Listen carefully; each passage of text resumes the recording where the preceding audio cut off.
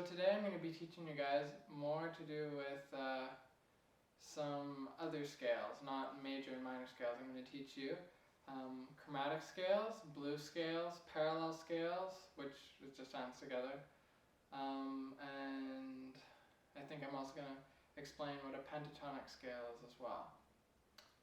So yeah, and I'm also going to explain contrary motion. So I've got a lot to cover today, so let's get right into it. Alright guys, so the first scale I'm going to show you here is called the chromatic scale. Now, it's a big word, but it's really probably the easiest scale you'll ever play because it only requires 3 fingers.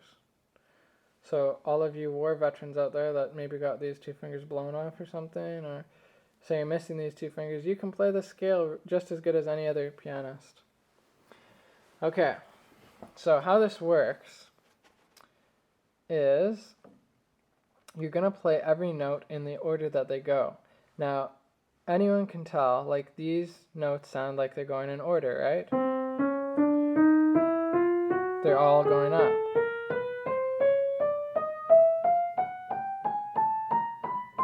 Right? That's going up. Now, if I played it like this, does this sound like they're all going up? No, it's going up, down, up, down, up, down, up. So this is the order that they go in.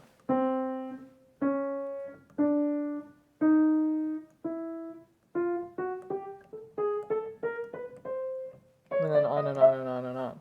So this is up and that's down.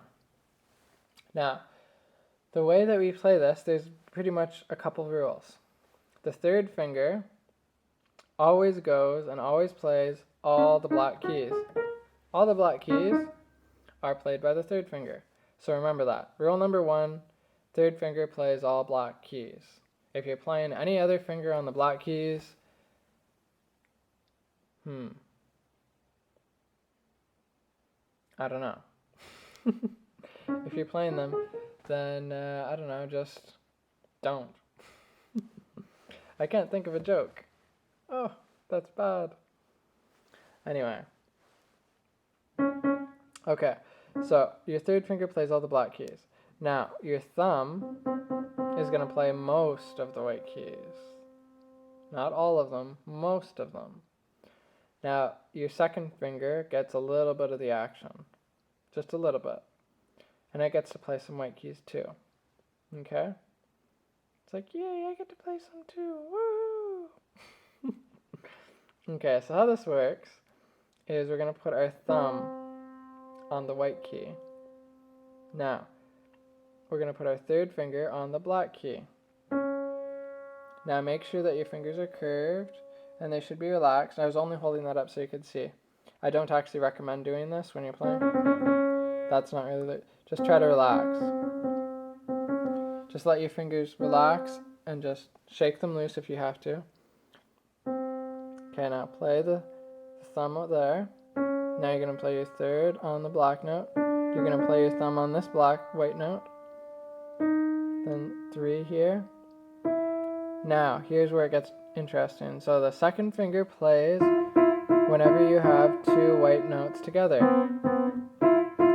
And this is the rule. They never do this. They never cross. If your fingers ever cross like this, pretend that the wire's on a bomb or something and you're crossing the wires and boom! Your hand blows up and then you have this bloody stump and you're just like Okay. Anyway, there's your vivid picture for that. So don't ever cross your fingers. Always keep them like this. Okay? Whatever hand you're using, you always put them in a row. So if you're going up, you go. If you're coming down, okay?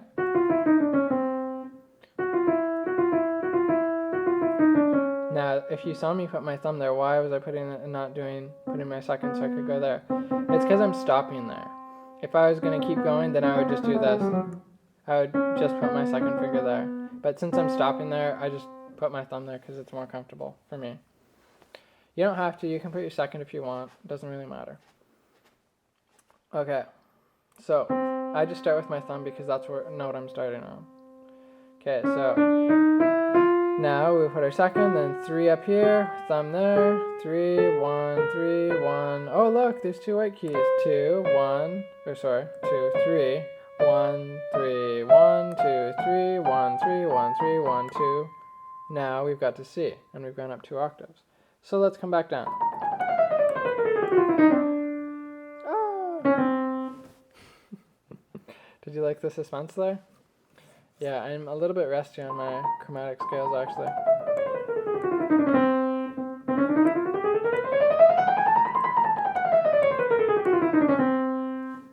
Okay.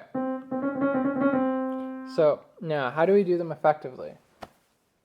All right. Well, you want to avoid this motion. That's really not a good idea.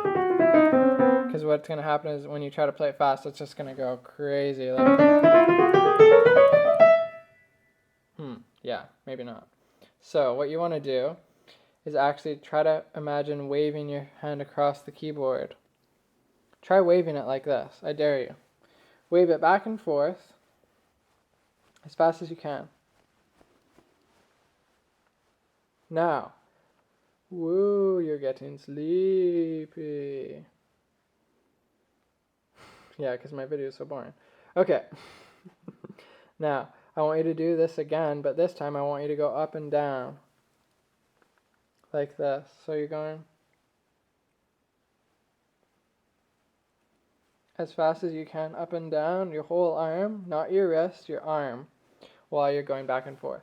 Now tell me, which is easier? Oh, you can't tell me. Darn. Okay, well, I already know which is easier. Moving your hand like from side to side with no up and down motion. So what I'm trying to get at here is we don't want to do this up and down motion kind of thing.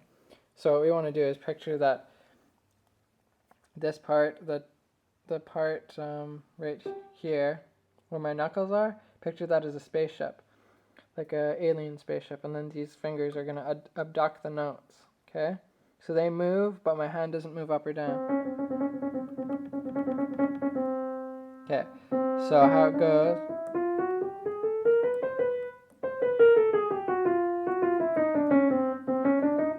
Wow, this is extremely complicated. I'm leaning sideways with the camera, with one hand, trying to look at the view screen and the keys at the same time. Anyway.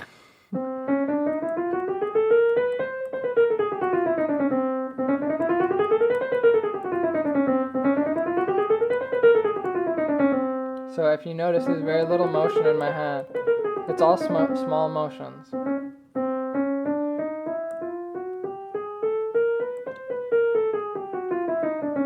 Now here would be a bad example. Bad motion. So it's all about just keeping it nice and level. And just relax. Just like that. Okay, so that is chromatic scales. And it's the exact same way with the left hand too. So the left hand just goes thumb on the white keys, 3 on the black, and then whenever we get to 2, we just put our 1 and 2, however they land. See, we don't do this here. We always keep them normal.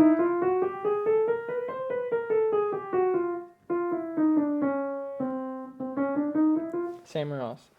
And the awesome part is, it doesn't really matter where you start. If you start on a black key, you start with your third. If you start on, a white key, you start with your thumb. It's pretty simple. The only exception would be if you started on this one right here, like E, then you would use your second finger to start off with. But that's about it. That's chromatic scales. Okay.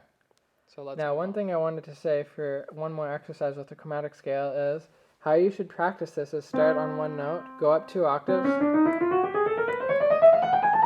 so up to here, and then come back down. Now as you come back down, then you're going to start again and go up to this note, and then start on this note and go, and then stop on this one, the D flat, and then you'd be going on this note. Now you're here,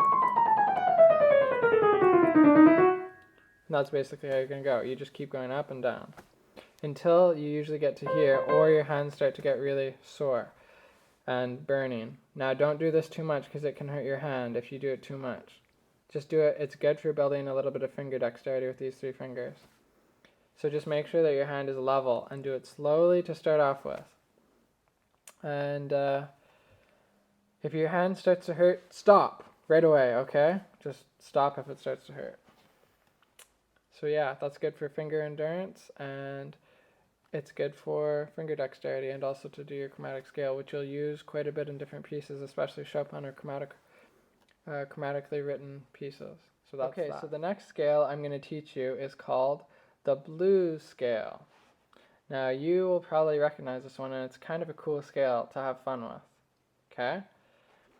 Now, what you'll do, the blues scale sort of goes like this. Now in C major, it's going to start on the C.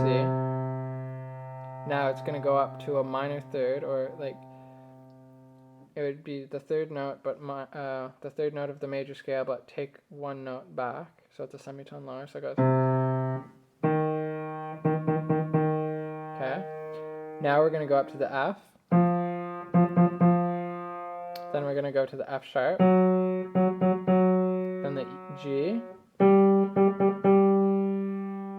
So this is the 4th and the 5th note, and then the note in between.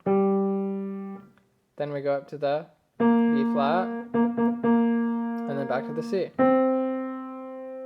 So here's what it sounds like.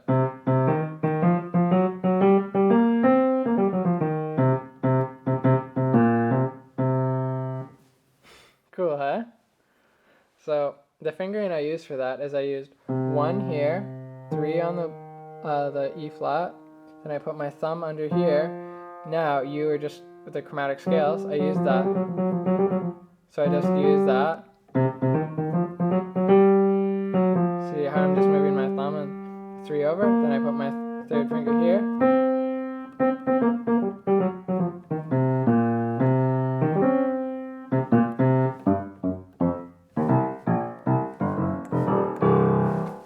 Woohoo! So that's some fun that you can have with that. So that is the blues scale. Well, thanks for watching Piano Lesson number 10. I hope you guys learned something useful from this one. And yeah, how'd you like my green tie? I was watching The Matrix a couple days ago, and I'm like, ooh, my new lesson, I'm gonna bust out the green tie and the black, just like Morpheus. I don't know if you guys ever saw that, but yeah, anyway. So that's the piano lesson for today. Hope you guys found it helpful. Keep practicing, and yeah. So I just suggest probably about at least half an hour a day of practice. So practice all these things that we've been going over, the different scales, playing them. Try to get a nice even touch, even sound. No rushing. Don't rush through it. Think of someone that's, playing darts. Or is it going to make more sense to go really fast and just throw those darts and hope to hit the target? Or does it make more sense to get accuracy first? Accuracy first will build speed later. Okay? So you only get accuracy quickly if you start with accuracy slowly first. Okay? So that's the important part. Alright, so take care guys. Bye-bye.